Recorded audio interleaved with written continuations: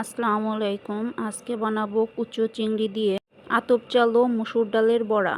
এর জন্য লাগছে কুচো চিংড়ি, পেঁয়াজ, রসুন, কাঁচামরিচ, ভিজিয়ে রাখা আতপ চাল ও মসুর ডাল।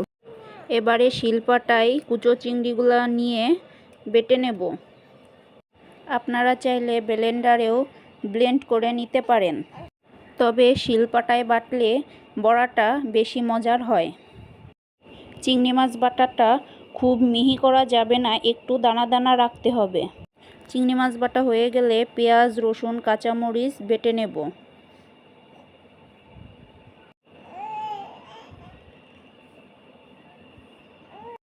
বাটা হয়ে গেলে একটা বাটিতে তুলে নেব।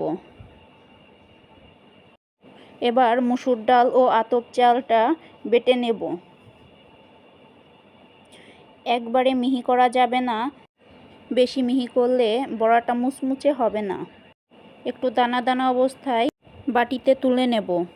এর মধ্যে দেব পেঁয়াজ কুচি, ধনিয়া পাতা কুচি ও মরিচ কুচি, পরিমাণ মতো হলুদ গুঁড়া ও পরিমাণ মতো লবণ দিয়ে চটকে মেখে 10 মিনিটের জন্য রেস্টে রেখে দেব।